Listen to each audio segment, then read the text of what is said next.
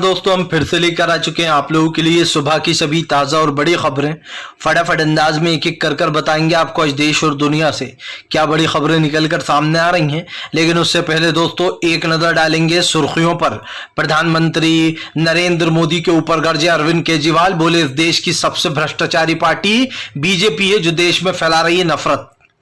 वहीं पर अगली बड़ी खबर में हम आपको बताएंगे राहुल गांधी का केंद्र सरकार के ऊपर बड़ा हमला, बोले जनता नहीं आने देगी 2024 में। राहुल बोले जनता ही करेगी सत्ता से बाहर।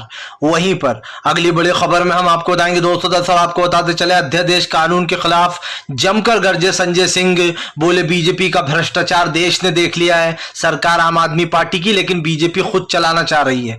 वहीं पर अगली बड़ी खबर में हम आपको बताएंगे दोस्तों, मध्य प्रदेश में कदम रखते से ही मामा शिवराज की बड़ी टेंशन। डीके शिव कुमार बोले बीजेपी के लिए छोड़ देते हैं हम जात पात की राजनीति, हम तो मुद्दों पर बात करेंगे, इसके बारे में भी आपको बताएंगे। वहीं पर दोस्तों बृजभूषण की रैली पर फिर से भड़क गए जो है यहाँ पर महिला पहलवान, बोले अगर 15 तारीख तक नहीं हुआ बृजभूषण गिरफ्तार तो करेंगे बड़ी रैली। बता दें आपको बृजभूषण की रैली पर अब बवाल खड़ा हो गया है।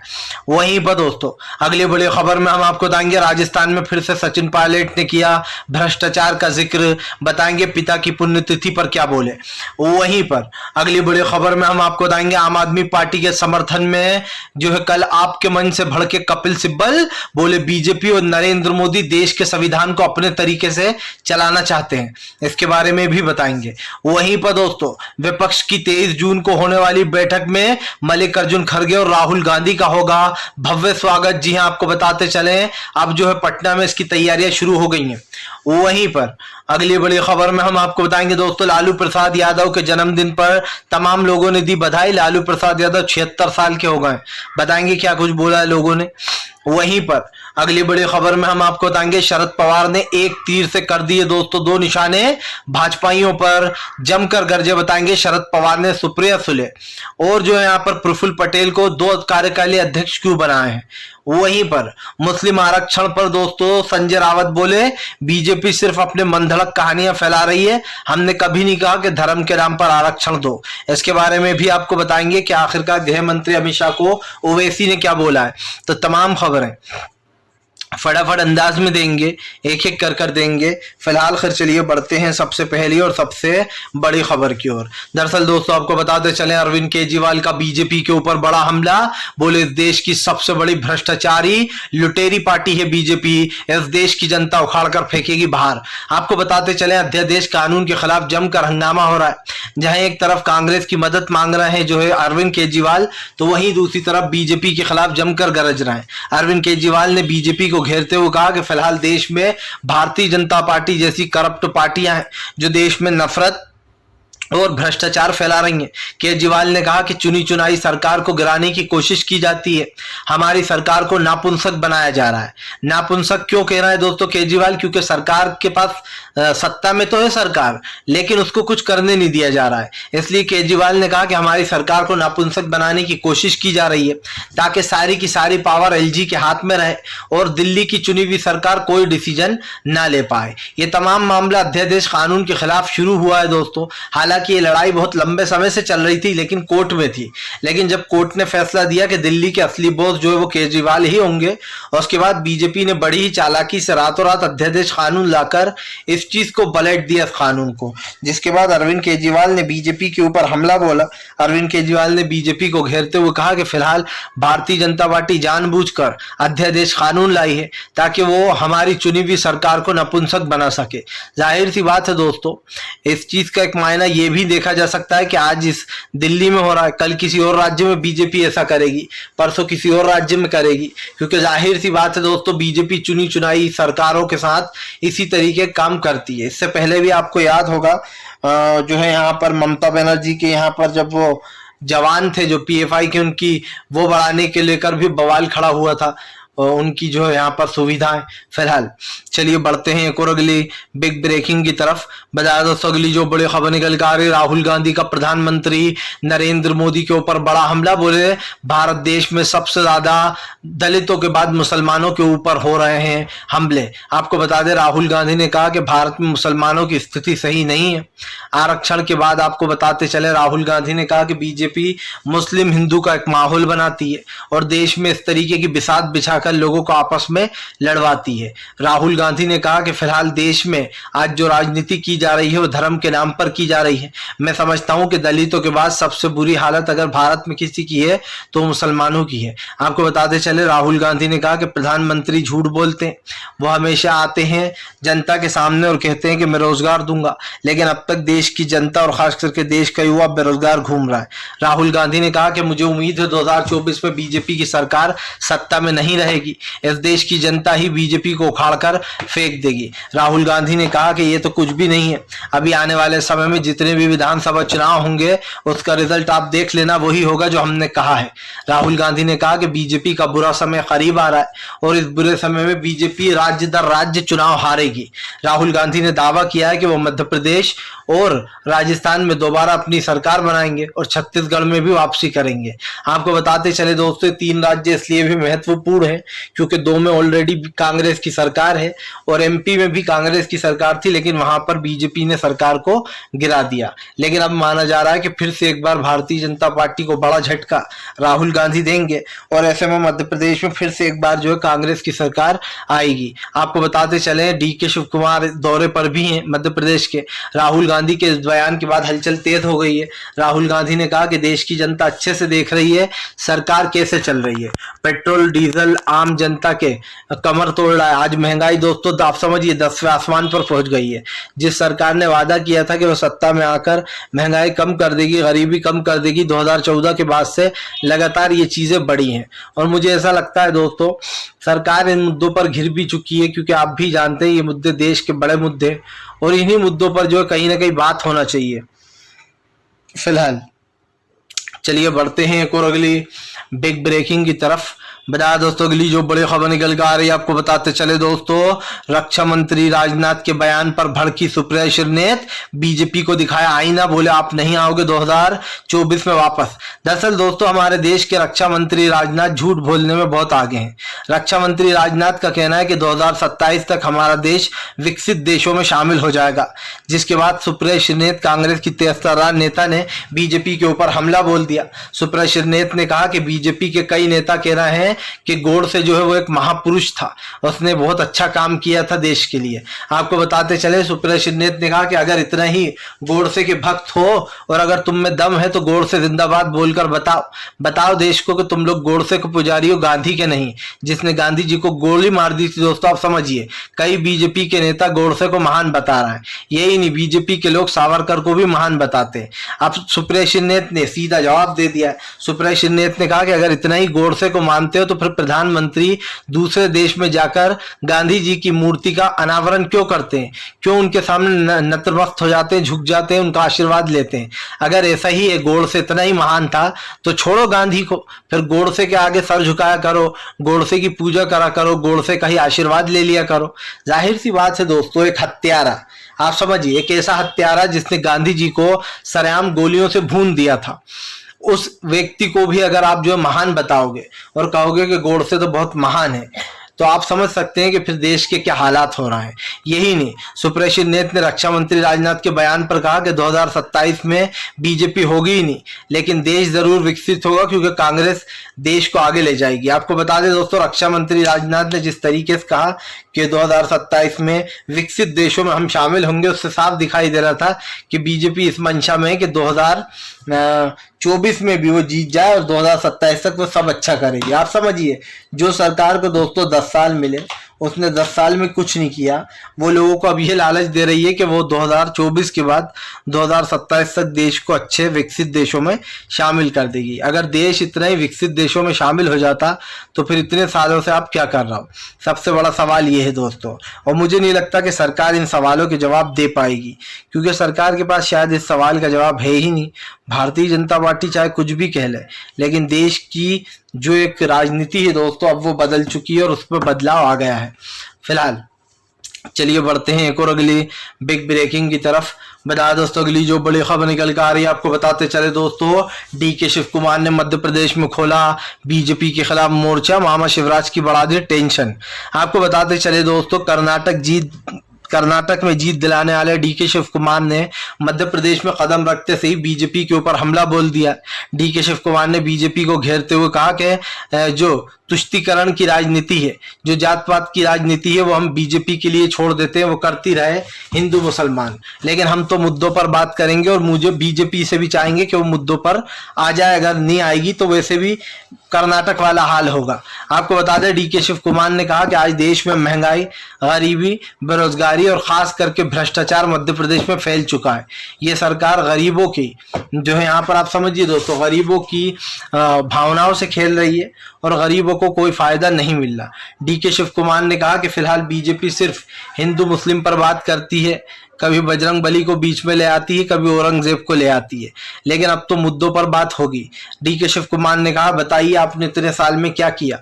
1.5 साल कांग्रेस की सरकार चलने के बाद बीजेपी ने सरकार गिरा दी थी, लेकिन उसके बाद भी दोस्तों कुछ नहीं हुआ। सवाल यही है कि बीजेपी ने इतना समय लेने के बाद भी मध्य प्रदेश में कोई विकास का काम नहीं किया।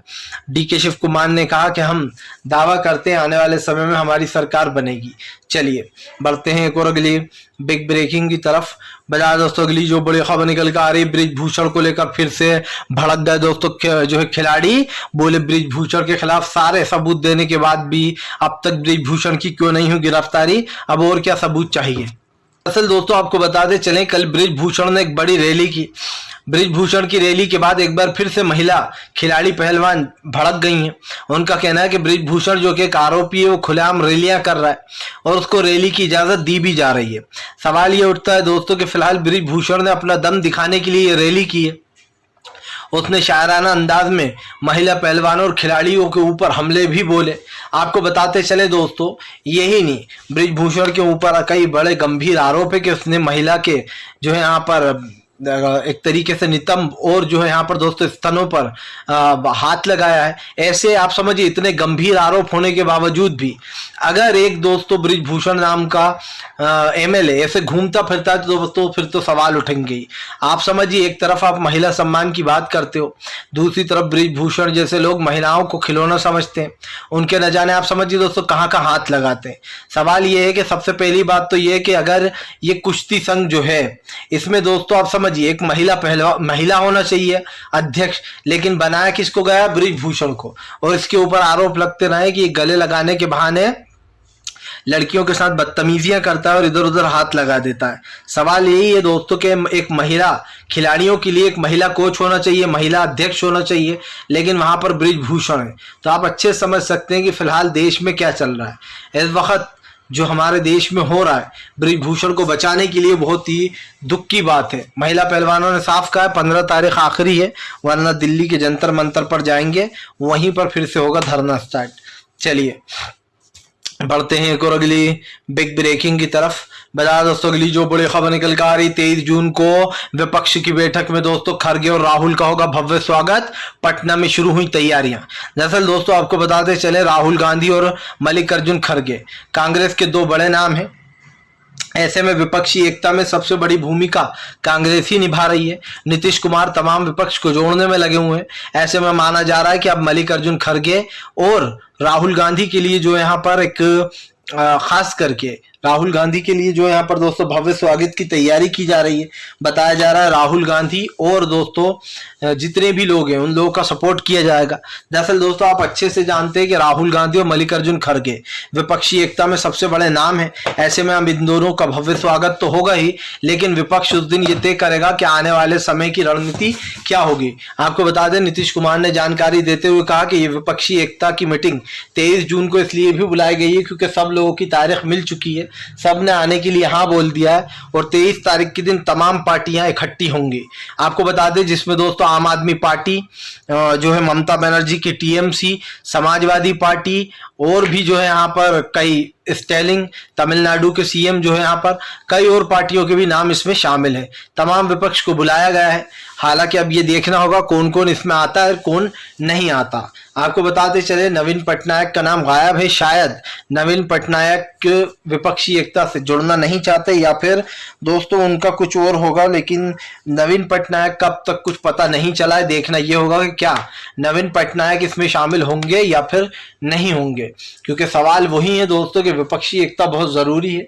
पिछली बार बीजेपी ने बहुत फायदा उठाया था, इधर उधर वोट तितर बितर हो गए थे, लेकिन अब की बार विपक्ष के पास मुद्दा भी है जीतने का दोस्तों, आप समझिए चांस भी है। और सबसे बड़ी बात ये कांग्रेस इस गेम में सबसे फर्स्ट नंबर पर आ सकती है अगर वो सही से खेले तो। चलिए बढ़ते हैं एक और अगली बिग ब्रेकिंग की तरफ। बता दोस्तों अगली जो बड़ी खबर निकल कर आ रही है आपको बताते चले दोस्तों, शरद पवार ने एक तीर से कर दिए दो निशाने, बीजेपी को दिया बड़ा झटका। आने वाले महाराष्ट्र के चुनाव में घमासान मच गया है।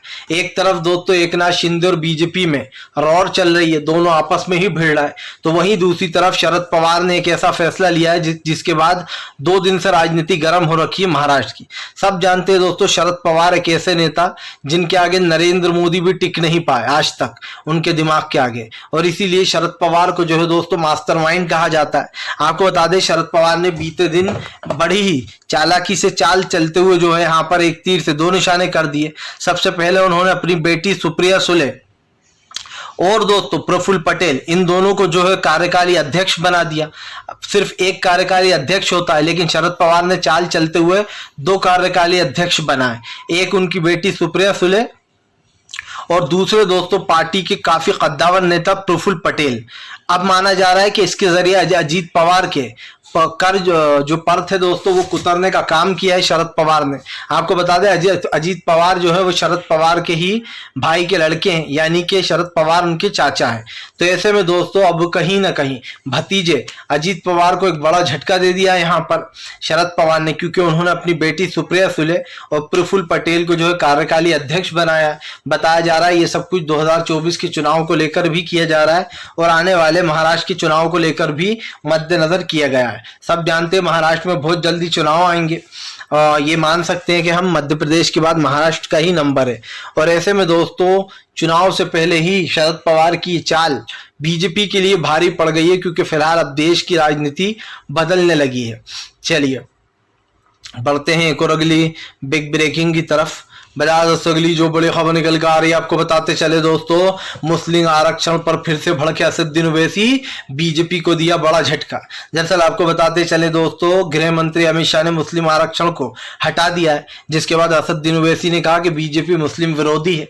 दरअसल दोस्तों बीजेपी हर जगह एक ही काम कर रही है।